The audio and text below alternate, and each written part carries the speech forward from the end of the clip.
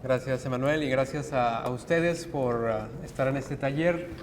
Como dijo Emanuel, mi nombre es Giancarlo Montemayor. Tengo el privilegio de estar como director de Lifeway Español y Broman & Holman.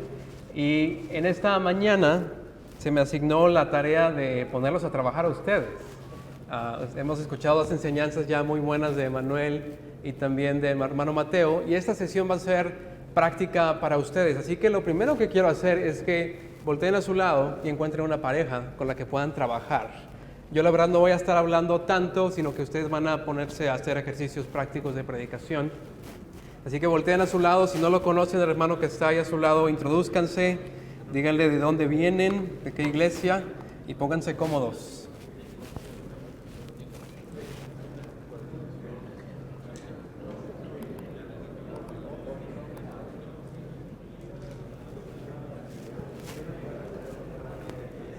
Espero que ya se estén aclimatando a su compañero de trabajo. Hay unas hojas por ahí que van a repartir. No sé si me pueden ayudar con esto los hermanos.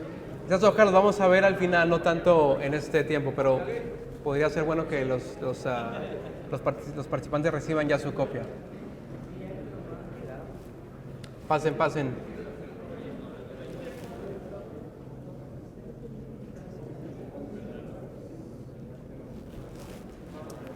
Muy bien, antes de empezar a trabajar, tengo una breve explicación de lo que vamos a estar haciendo. ¿Tenemos músicos por aquí? ¿Tenemos músicos? Levanten su mano. Ok. Los músicos saben que en la música hay tres partes de una composición. Tenemos la melodía, tenemos la armonía y tenemos también el ritmo. Si no son músicos, probablemente lo que ustedes más reconocen en una canción es esa melodía. Por ejemplo, si yo digo ta ta ta tan, ¿qué piensan ustedes? Algunos, los músicos o los cultos, van a saber que esa es la Quinta Sinfonía de Beethoven, y otros van a decir leche con pan, fue lo que se les vino a la mente. Sí, pero inmediatamente cuando escuchamos una melodía la asociamos con algo. Piensen, por ejemplo, en la película de Las Guerras de las Galaxias. Los directores de películas saben esto. Ustedes saben que cada vez que entra el malo, Darth Vader, se escucha tan, tan, tan, tan, tan, tan. Sí, cada personaje tiene su propia melodía. Luke Skywalker tiene su propia melodía, pero hay un patrón general sobre toda la música de la Guerra de Galaxias, y piensen en cualquier película y es igual. Lo que quiero proponer es que la escritura tiene una línea melódica que podemos seguir al leerla. Y vamos más allá diciendo que cada libro de la escritura, cada género y cada literatura de la escritura tiene una línea melódica que nosotros como lectores, si escuchamos bien, podemos entender, y podemos entender así un mejor libro. Así que esta es la imagen, muy sencilla. La línea melódica, al principio es: nosotros trataremos mejor un texto específico si entendemos de qué trata todo el libro. Nosotros entenderemos mejor un texto específico si entendemos de qué trata todo el libro. En pocas palabras, entenderemos más una nota musical si sabemos dentro de qué línea melódica estamos hablando. Yo trabajo mucho con libros y con literatura, y siempre he pensado que un buen título para un libro sería La Gran Sinfonía, donde cada libro de la escritura fuera explicado formando una obra, de una música, que Génesis fuera su propia obra musical, pero la escritura va contando toda esta gran sinfonía acerca del mensaje de redención y del plan de Dios para salvar a su pueblo. Cada escritor de la escritura, cada escritor de la Biblia tiene un mensaje específico que embona en ese mensaje de toda la escritura, en esa sinfonía de toda la escritura. Así que una pregunta que ustedes pueden hacer a su texto cada vez que están preparándose para predicar, o incluso cada vez que se preparan para su devocional, es: ¿cómo se relaciona mi pasaje al tema de todo el libro? Mateo hablaba sobre Mateo Filipenses 4:13. ¿Cómo se relaciona Mateo Filipenses 4:13 a Filipenses 4? ¿Cómo se relaciona Filipenses 4:13 a Filipenses? ¿Cómo se relaciona Filipenses 4:13 al Nuevo Testamento, al Antiguo Testamento, a toda la Biblia? Y si entendemos mejor eso, vamos a entender más el mensaje holístico de toda la Escritura. Ahora, ustedes pueden preguntar, ok, entiendo que todo texto de la Escritura tiene una melodía que yo debo de tratar de identificar. ¿Cómo podemos nosotros identificar una línea melódica de algún libro? Denme ustedes ideas. Hablen, alguien que se ponga, o si tenemos micrófonos podemos usarlos, o si no, díganme en voz alta. ¿Qué estrategias puedo yo tener para encontrar una línea melódica de un libro? Leer, leer y releer. ¿Sí? Es algo sencillo, pero es muy básico, pero nosotros tenemos que leer, releer y leer. Decía C.S. Lewis, el autor de las Crónicas de Narnia, que él no entendía a la gente que decía que le gustaba un libro cuando nada más lo había leído una sola vez. Dice, no, realmente si quieres entender un libro, debes de leerlo por lo menos unas 4 o 5 veces. ¿Para qué? Para poder entender lo que hay detrás de la mente del autor, qué es lo que quiere decir ese autor. Hay un profesor del seminario de Southern que decía que esta experiencia de leer y releer, la que llamamos también meditación, es como pasar por una chimenea que tiene fuego. Si yo vengo de afuera, del frío de Nashville, donde yo vivo, y vengo de afuera y paso por el calentador, la chimenea, una sola vez, ¿qué efecto va a tener sobre mí? Puedo sentir el calor tal vez, pero ¿qué efecto va a tener en cuanto a mi aclimatización a una temperatura ambiente? No mucha, ¿verdad? Pero ¿qué pasa si yo paso una vez y luego regreso y me quedo más cerca y empiezo a pasar más tiempo con esa chimenea, con ese fuego? Es entonces que yo empiezo a aclimatarme a lo que el tema quiere decir. ¿Qué otra estrategia tenemos para poder encontrar esa línea melódica?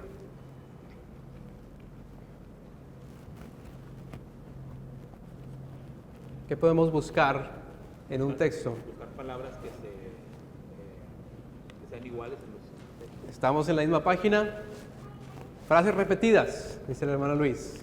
¿Sí? Si yo veo que en el libro de Filipenses, por ejemplo, se utiliza mucho la palabra gozo y sufrimiento, entonces yo puedo ya descifrar que el mensaje de Pablo en Filipenses tiene mucho que ver con cómo ser gozosos en medio del sufrimiento. Bien, ¿qué más? ¿Qué otra estrategia tenemos?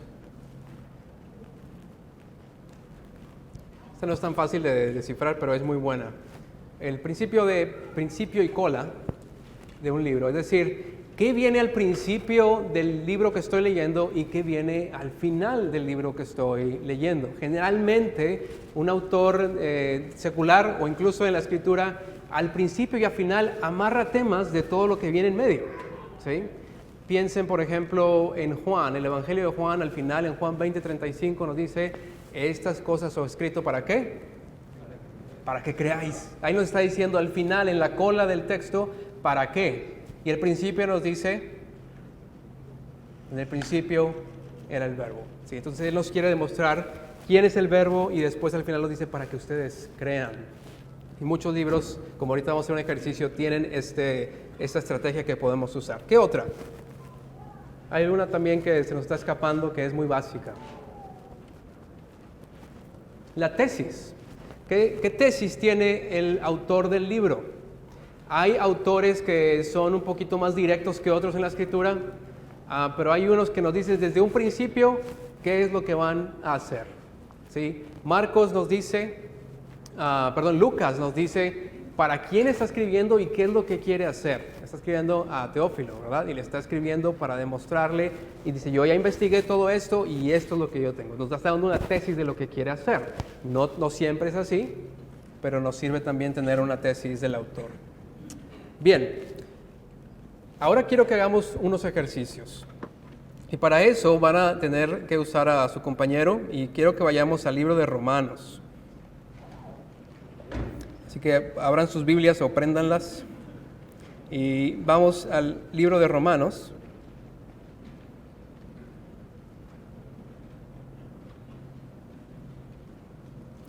Quiero que usemos primeramente el ejercicio de principio y cola. Así que vayan al pasaje de Romanos 1 y Romanos 16 y vean si encuentran similitudes en temática usando la herramienta de principio y cola. Vamos a tomar unos 5 minutos, los quiero escuchar hablar, dialogar, leer y después volvemos aquí a resumir.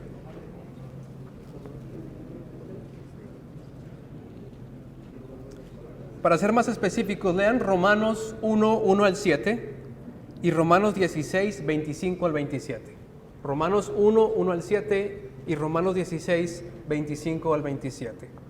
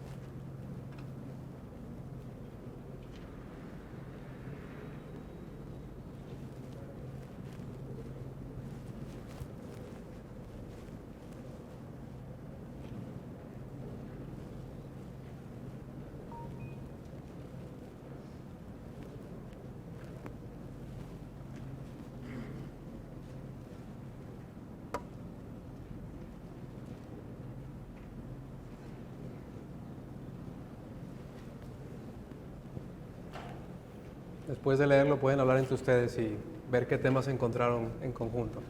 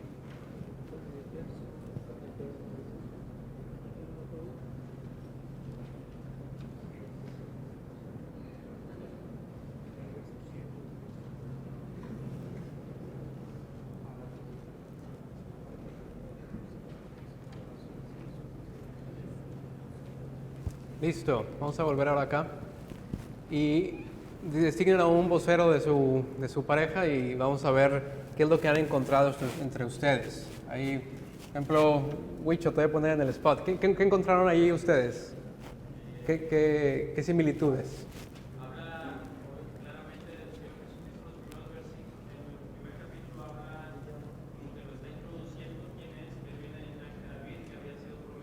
Ajá. Y en el capítulo 16 habla, de que de él es necesario confirmar. Ok, es la de Jesucristo al principio y al final de confirmarnos en Él. ¿Qué más? ¿Alguien más? Acá, hermano. Sí. El objetivo desde el principio y al final de que obedezcan a la fe o que el libro. Eso es clave. Que obedezcan. El obedecer al principio y al final escribe para que ellos obedezcan a la fe. Obediencia en la fe. Se repite. Muy bien. ¿Alguien más? Acá, hermano. La última parte del capítulo 16 dice que la fe de ellos era notoria en todos los lugares. La fe de ellos era notoria.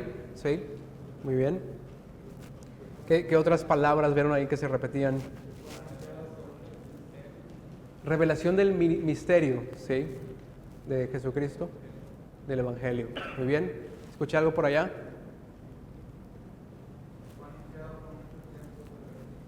¿Quién está hablando? Ah, perdón. Sí. Fue anunciado por los profetas, ¿sí? No sé si notaron que también las naciones se repite al principio y al final, ¿sí? Es decir, es el Evangelio, obediencia en la fe. ¿Para qué? Para que vayan a todas las naciones. ¿Qué más? El apóstol Pablo vemos la intención de escribirle a los romanos, primeramente era para confirmarlo, lo vemos en el capítulo 1, Ajá. y en el capítulo 10, en el 16 lo vuelve a repetir, confirmar su fe. Él predica simplemente el Evangelio a lo largo de toda su carta, diciendo que eso es lo que confirma la fe. Ya. Muy bien. ¿Alguno final? Sí, hermano.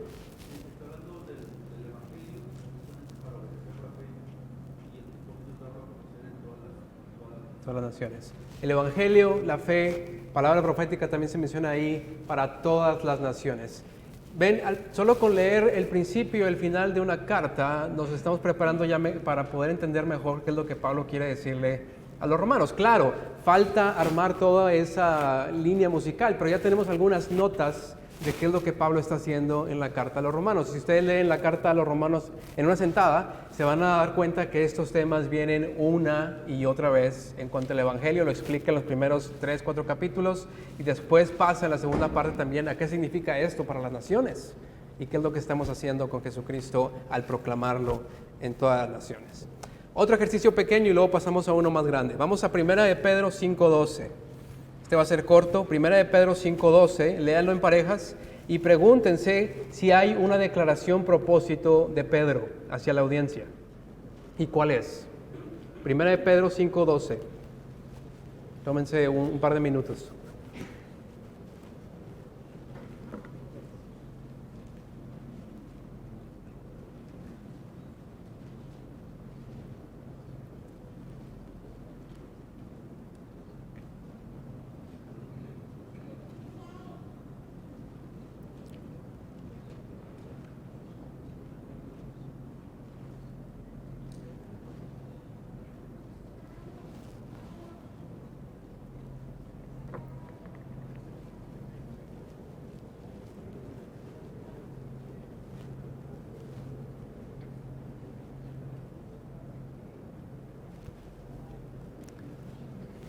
Creo que es bastante claro, ¿no? ¿Para qué escribe Pedro su epístola, su primera epístola? Para amonestaros, testificando que esta es la verdadera gracia de Dios en la cual estáis. O sea que nos habla del tono también con el que está escribiendo Pedro. No es una carta tanto de ánimo, aunque nos anima a leerla, pero él dice, le escribo para amonestarlos. ¿Sí? Como, no es tan grave todavía como el tono de Gálatas, donde Pablo dice, estoy sorprendido de que tan rápido se hayan dejado de la fe, pero el tono es más o menos similar. No es una carta donde Pedro dice, hermanos, ustedes están todo bien. No, dice, no, les escribo para amonestarlos y testificando que esta es la verdadera gracia de Dios en la cual estáis. Eso añade otras notas musicales a lo que Pedro está haciendo en su carta. ¿Sí ven a dónde vamos con esto? Tratar de armar esa obra musical cuando estamos leyendo un pasaje de la Escritura. Ahora, vamos a tomar más tiempo en y lo vamos a hacer de todo un libro. Lo bueno es que es el libro más pequeño del Nuevo Testamento. Vamos a Judas y vamos a aplicar varias de estas herramientas al libro de Judas.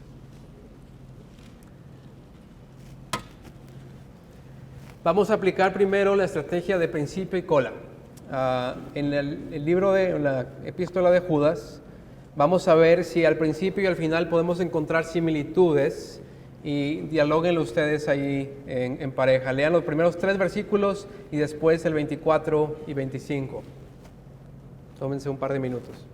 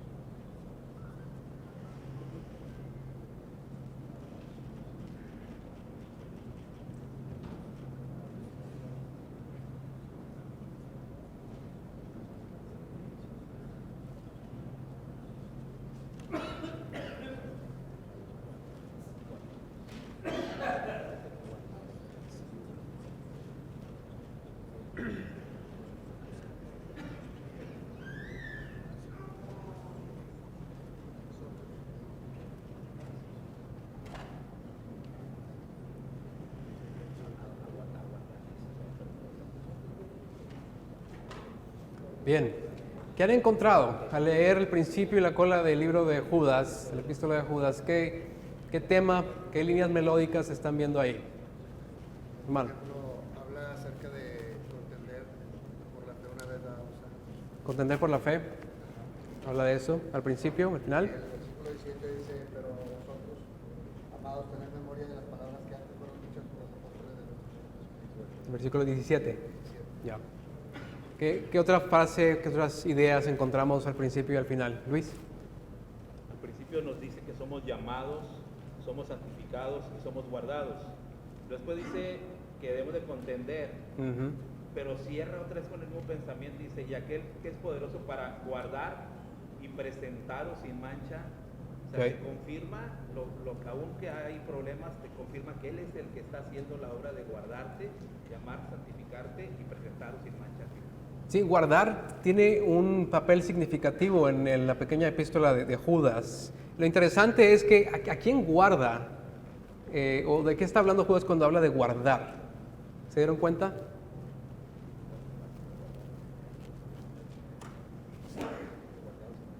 De protección. Protección al principio. ¿A quiénes guarda el Señor? A los santificados. ¿Sí? Ahora vamos a usar la estrategia de frases repetidas y vean si se encuentra por ahí otra vez esa palabra de guardar en toda la epístola. Y cuando la encuentren, díganme.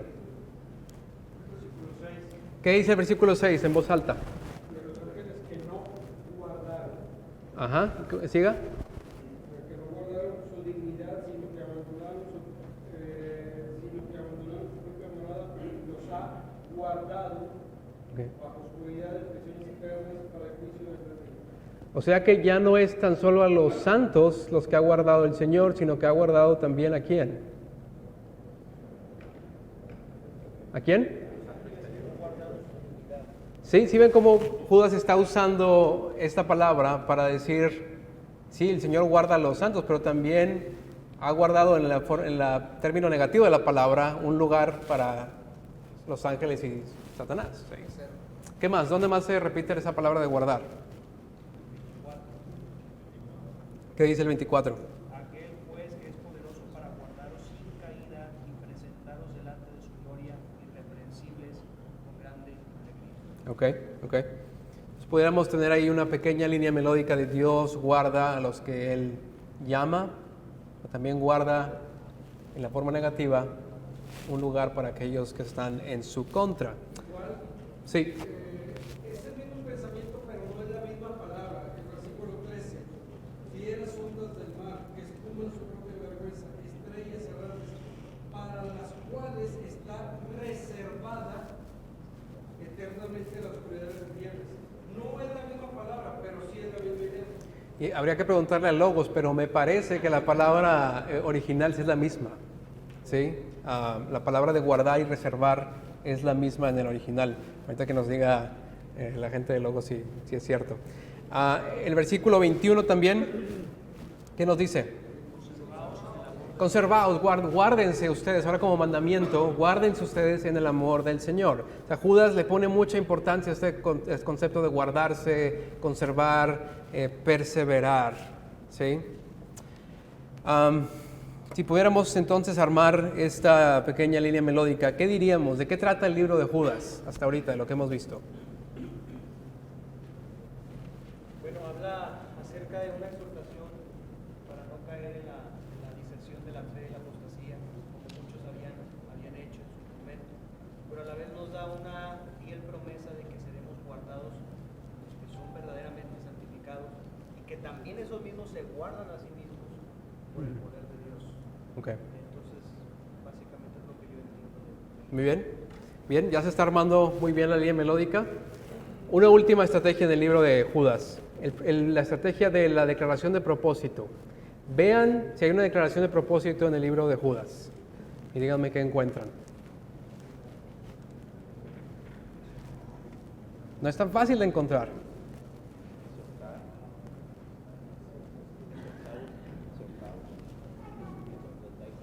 Cuando hablamos de declaración de propósito, estamos hablando de que encontremos esa frase que diga, les escribo para esto.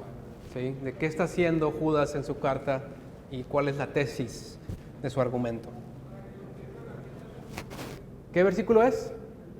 Versículo 3. Me parece que el versículo 3 es la declaración propósito de Judas. ¿Qué dice, hermano? ¿Lo puede leer todo?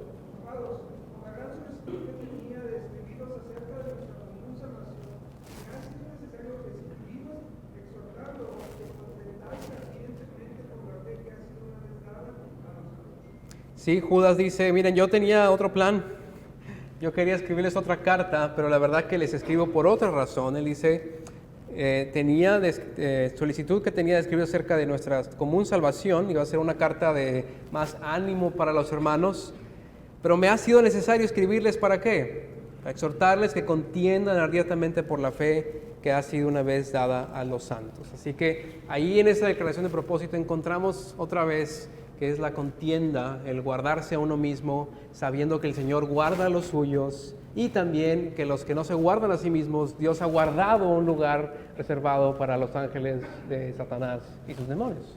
Si ven cómo simplemente viendo con ojos de inteligencia, haciendo preguntas que son relevantes al texto, podemos nosotros ir armando el mensaje por el cual fue escrito este pasaje. A Judas, una carta muy pequeña, lo podemos aplicar en cualquier libro de la Escritura.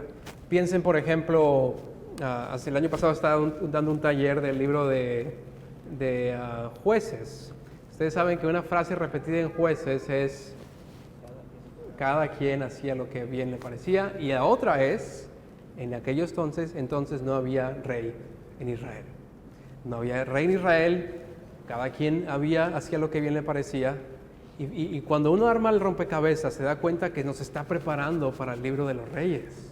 De que ahora sí hay un rey, pero resulta que la gente sigue haciendo lo que bien le parecía. Entonces no es el rey la solución, es un rey mayor.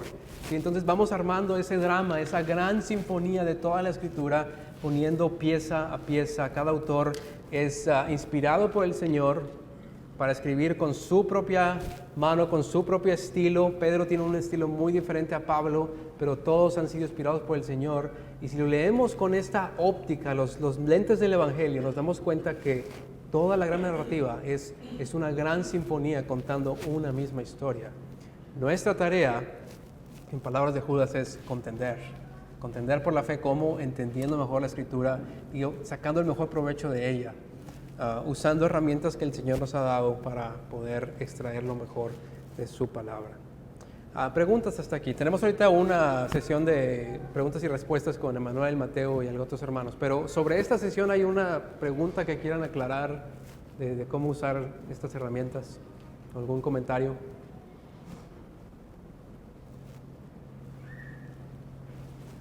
Todo claro. ¿Hay algún texto de apoyo, algún libro que sea recomendable poder considerar, Sí. donde nos muestre, pues, de alguna manera cómo se va armando prácticamente el panorama bíblico? Sí, gracias por la pregunta. La pregunta es si hay algún recurso que nos ayude a ver estas herramientas y cómo podemos encontrar esa gran sinfonía. Hay uno de un autor británico que se llama Vaughan Roberts. El libro se llama El Gran Panorama Divino. Me parece que es de Patmos. No estoy seguro quién es la editorial. Es un libro muy pequeño, uno verde. Lo pueden conseguir yo creo que en Amazon México. El Gran Panorama Divino de Vaughan Roberts. Y él nos ayuda a ver este gran panorama de la Escritura en 4 o 5 capítulos, haciendo diferentes dramas en toda la Escritura, que es bastante bueno. La trilogía de Goldsworthy, un autor australiano, es muy buena, esa trilogía que nos habla de cómo podemos nosotros entender la metanarrativa de la Escritura. También está en español, la pueden conseguir, pero gracias por la pregunta. Sí. ¿Qué riesgos se corren al tomar esos atajos para evitar a lo mejor leer y leer? ¿Qué riesgos corremos nosotros en tomar prestado material de otro que estudió hoy?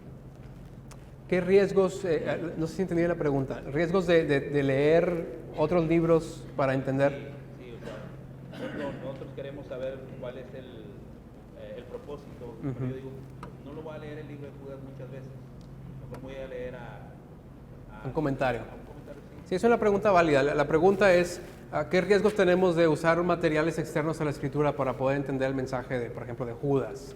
¿Por qué no yo solamente leer y dejar que el Espíritu Santo me hable? Y ningún comentario va a sustituir nuestro entendimiento de la Escritura personal con el Señor. Pero también me parece que sería un poco arrogante de nuestra parte pensar que el Señor me habla a mí nada más y no a los demás que son miembros de nuestra iglesia y de la Iglesia Universal. El Señor no tiene una línea directa conmigo nada más. El Señor se comunica con su iglesia y también no se comunica con su iglesia del presente, sino que Él ha obrado ya en la historia de la iglesia con muchos hermanos. Piensen en hermanos como Spurgeon, Tozer y todos los que han escrito buenos libros para entender mejor la Escritura. Y yo creo que tenemos un gran acervo que el Señor nos ha dejado para poder ponernos en hombros de gigantes, como diría Schaeffer. Sí, entonces yo creo que es bueno nosotros pasar tiempo, es indispensable pasar tiempo con el Señor a solas, pero yo creo que es también altamente efectivo ver que otros hermanos más maduros en la fe o que ya han muerto tal vez y se han probado fieles en su vida y que han tenido ministerios fieles, que nos dejen ver qué ya entendieron ellos, a ver si estamos en la misma página. Con respecto a lo que dijo de recursos, Sí. yo entiendo también que hay que tener cuidado, pero hay un recurso en internet, en una página de YouTube, un canal que se llama Proyecto Biblia. De hecho, unos hermanos de la Iglesia Bautista del Señor Jesucristo Dominicana trabajan ahí con ellos y ayudan mucho precisamente con dar esos panoramas genéricos de cada libro. Son videos muy cortitos, 5 o 6 minutos, en donde te dan el bosquejo, no te están vendiendo doctrina, simplemente te están exponiendo el bosquejo. A mí me ha servido mucho para entender y poder comprender ese panorama grande. Sí. Y está gratuito. Sí, hay herramientas muy buenas. Yo les recomendaría, con un corazón pastoral, tratemos de usar aquellos comentarios que a mí me gusta mucho leer gente que ya murió, porque ya no hay escándalos que van a salir. ¿Sí? Es decir, de Spurgeon ya no se puede decir nada más de Spurgeon y se ha probado ser un hombre fiel. Por eso me gusta ir a ver gente del pasado que ha dicho que sabemos ya todas sus flaquezas y cómo el Señor los ha usado. No estoy diciendo que no lean libros contemporáneos, yo trabajo con libros contemporáneos y tengo que venderlos, pero es una gran riqueza de mezclar la sabiduría del presente que el Señor nos ha dado en regalos de pastores de hoy en día, pero también no descartar todo lo que ha sido escrito hace 500 años o 1000 años por autores que el Señor ha usado, por pastores que el Señor ha usado. Así que sería mi recomendación.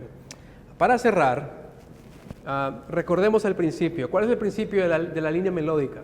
Alguien que lo haya aprendido. Bueno, son herramientas, pero ¿cuál es el principio? Nosotros entendemos mejor un texto de la Escritura cuando entendemos de qué trata el libro. Entendemos mejor la nota musical cuando ya hemos descubierto de qué trata esa sinfonía, ¿sí? Si no, nos vamos a perder ahí en cosas que no son tan relevantes a lo que el autor quiere decir. ¿Muy bien? Oramos y después pasamos, creo que, a un pequeño recreo y tenemos el tiempo de preguntas y respuestas. Padre, gracias porque tu palabra es eficaz y es tan profunda que nunca vamos a llegar a entenderla por completo hasta que estemos en tu presencia. Pero también es tan sencilla que un niño puede acceder a ella. Y, Señor, queremos tener ese espíritu de niños, como tú dices en tu palabra, de acercarnos con humildad a tu palabra, haciendo preguntas que son relevantes para que transforme nuestro corazón con lo que tú has escrito. Ayúdanos a ser lectores inteligentes, ayúdanos, por así decirlo, a ser excelentes músicos que escuchan esa gran sinfonía que tú estás dirigiendo en la Escritura. Y para eso ocupamos la ayuda del Espíritu Santo y rogamos que sea con cada uno de nosotros al estudiar tu palabra, con cada uno de los predicadores que están aquí al exponer esa palabra y sabiendo que la forma en que como nosotros escuchamos la Biblia y leemos la Biblia es como nuestra congregación lo está haciendo también. Y eso, Señor, es una gran responsabilidad. Gracias por esta encomienda. En el nombre de Jesús. Amén.